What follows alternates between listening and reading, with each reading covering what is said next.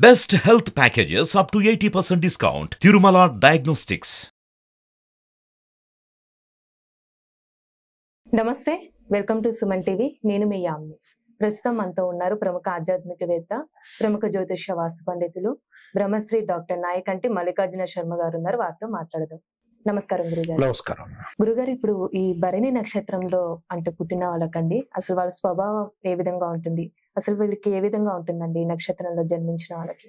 తప్పకుండా అమ్మ. ఓం శ్రీ గురుభ్యో నమః. భరణి నక్షత్రం వాళ్ళకి పుట్టినప్పుడు సహజంగా వాళ్ళు శుక్ర మహర్దశతో ప్రారంభమవుతుంది వాళ్ళ జీవితం అనేది. అంటే భరణి నక్షత్రం 1, 2, 3, 4 పాదాలన్నీ కూడా మనకి ఏ పాదంలో జన్మించినా శుక్ర మహర్దశ అనేది ఉంటుంది. 20 సంవత్సరాల పాటు శుక్ర మహర్దశ ఉంది. ఎందుకంటే 1వ పాదంలో పుట్టిన వాళ్ళకేమో 15 సంవత్సరాల శుక్ర మహర్దశ ఉంటుంది.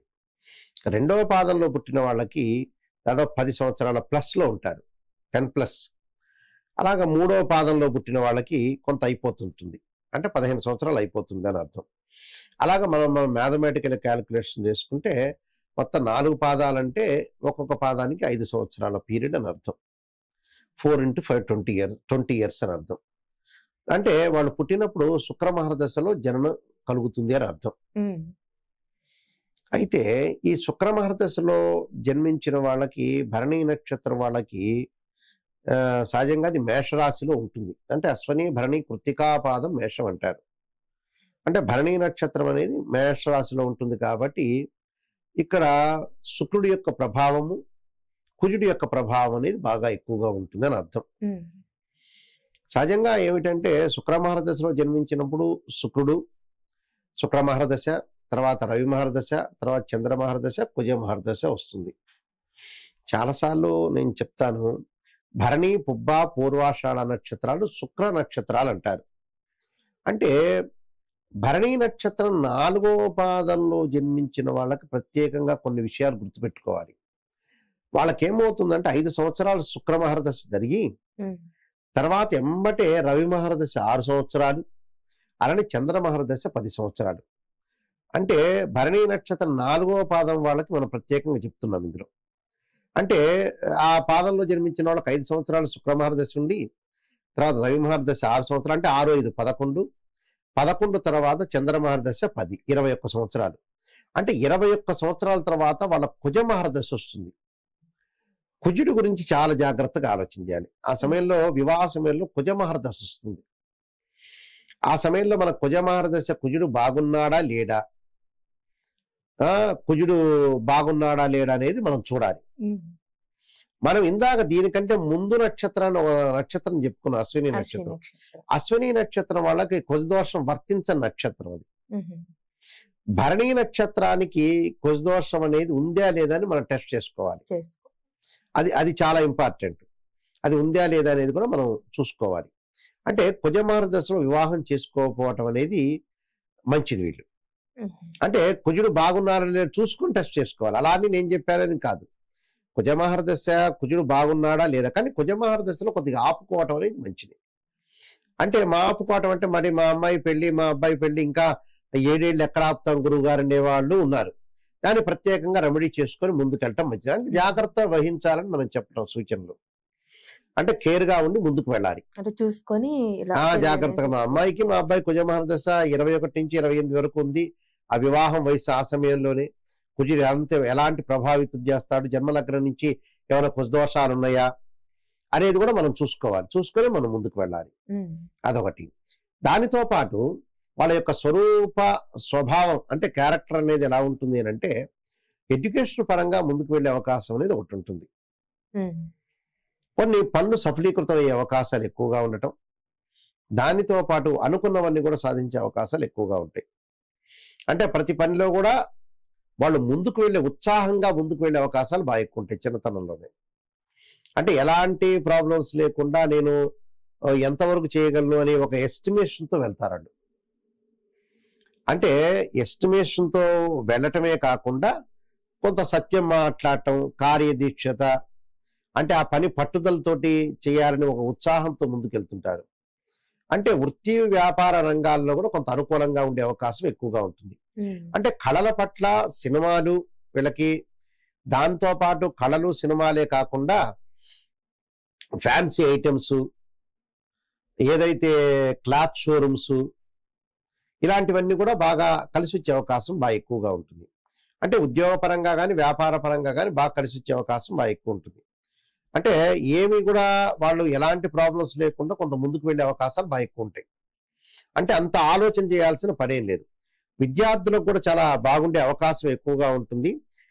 స్త్రీకి అనుకూలమైన ఫలితాలు, కొంత సరదాగా ఉండటం, అందరితో కలిసిపోవటం, మీటెడ్ అండర్స్టాండింగ్ అనేది బాగా ఎక్కువగా ఉండే అవకాశం ఎక్కువగా ఉంటుంది. అలానే విద్యార్థులు కూడా ఈ శుక్ర మహర్దశ కాగానే ఎంబటే భరణి నక్షత్రం వాళ్ళకి ఎంబటే మనకి మంచి మహర్దశలు వస్తున్నాయి ఇక్కడ. అంటే రవి మహర్దశ, చంద్ర మహర్దశ, అంగారక కుజుడి యొక్క మహర్దశలు వస్తున్నాయి కాబట్టి వీళ్ళకి కూడా చాలా అనుకూలమైన ఫలితాలు జరిగే అవకాశం ఎక్కువ ఉంటుంది. విద్యార్థులకు కానీ, ఇటు స్త్రీలకు కానీ, అలానే మిగతా జెంట్స్ కానీ ఎవరికైనా సరే కొంచెం భరణి నక్షత్రం వల్ల కొంత అనుకూలమైన ఫలితాలు జరిగే అవకాశం ఉంటుంది. అంటే ఈ నక్షత్రం వారికి ఎలాంటి పరిహారాలను చేసుకోవాలి, అలానే ఏ దేవుడి యొక్క ఆరాధనని చేయాలండి ఎక్కువ? తప్పకుండా అమ్మా. అయితే వీళ్ళు, నేనేదైతే భరణి నక్షత్రం శుక్ర మహర్దశలో జన్మించిన వ్యక్తులు అనేవాళ్ళు ఉంటారో వీళ్ళకి యథార్థం అంటే లోక విరోధం అయ్యే అవకాశాలు ఎక్కువగా ఉంటాయి. అంటే యథార్థవాది అని అంటారు కదా, లోక విరోధి అని. అలా యథార్థం చెప్పటం వల్ల కూడా కొన్ని లౌకిక తత్వం అనేది అవలంబించుకోవాలి. అంటే ఎక్కడ తగ్గాలో ఎక్కడ నెగ్గాలో అవలంబించాలి, ప్లస్ అలవాటు పడాలి. ప్రతి విషయంలో కూడా కూలంకషంగా 10 మందితో ఆలోచన చేసి ముందుకు వెళ్ళాలి. అదొకటి ఇంపార్టెంట్ పాయింట్. అయితే ఈ భరణి నక్షత్రం వాళ్ళకి అందరికి కూడా శుక్రుడి యొక్క ప్రభావము, కుజుడి యొక్క ప్రభావం ఉంటుంది కాబట్టి చాలా జాగ్రత్తగా ఆలోచన చేసి ముందుకు వెళ్ళాలి.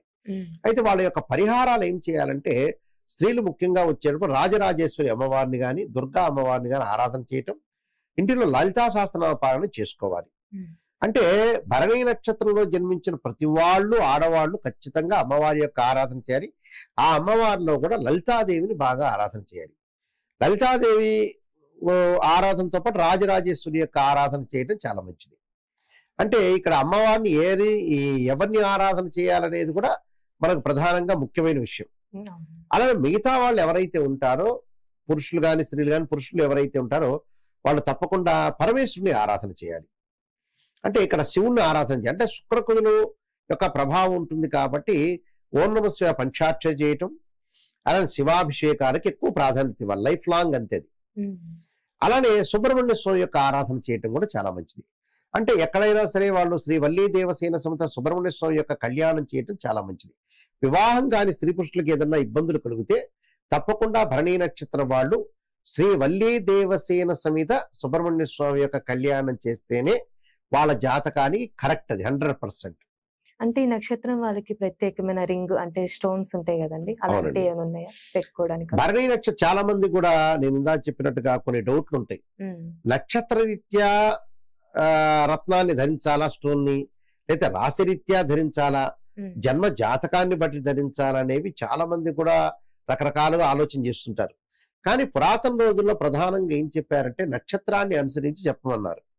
భరణి నక్షత్రం వాళ్ళకి శుక్రుడు అధిపతి కాబట్టి వజ్రాన్ని ధరించాలంటాడు. ఒకవేళ మనకు అది కుదరలేదు, నువ్వు ఆల్టర్నేట్ దానికి సంబంధించిన ఈక్వలైజేషన్ స్టోన్ కూడా ఉంటుంది. అంటే అంత మనం ఖరీదు పెట్టలేకపోతే దానితో పాటు అంగారకుడి యొక్క అంటే కుజుడు సంబంధించిన స్టోన్ కూడా ధరించవచ్చు.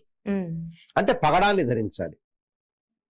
అంటే పగడం కానీ వజ్రం కానీ చాలా ఇంపార్టెంట్ వీళ్ళ లైఫ్ లో ఎప్పుడు కూడా స్టోన్ అనేది. ఇక భగవంతుడిని ఆరాధన చేయటంలో నేను ఇందాక చెప్పినట్టుగా వాళ్ళని ఆరాధన చేయటం చాలా మంచిది. ఒకటి భరణి నక్షత్రం వాళ్ళకి ముఖ్యంగా చెప్పదలుచుకుంది ఏంటంటే కుజ మహర్దశ వచ్చినప్పుడు చాలా జాగ్రత్తగా ఉండాలి. శుక్ర మహర్దశ తర్వాత వచ్చే వాళ్ళకి రవి మహర్దశ, తర్వాత నెక్స్ట్ చంద్ర మహర్దశ, కుజ మహర్దశ. అంటే 21 నుంచి 28 వరకు కూడా భరణి నక్షత్రం 4వ పాదంలో జన్మించిన వాళ్ళకి ఆ మహర్దశ వస్తే కుజదోషం ఉందా లేదా, 2, 4, 7, 8, 12 స్థానాల్లో కుజదోషం ఉందా లేదా. కానీ భరణి నక్షత్రం అనేది కుజదోషానికి ఎగ్జంప్షన్ నక్షత్రం కాదు. అశ్విని నక్షత్రం ఎగ్జంప్షన్ నక్షత్రం కానీ భరణి నక్షత్రం కాదు. జన్మనగ్రహాలకి ఎగ్జంప్షన్ ఏదైనా ఉందా లేదని మనం చూసుకోవాలి. చూసుకొని దాని యొక్క తగు పరిహారాలు చేసుకొని ముందుకు వెళ్ళాలమ్మా. చాలా చక్కగా తెలియజేశారు గురుగారు, ధన్యవాదాలు. నమస్కారం.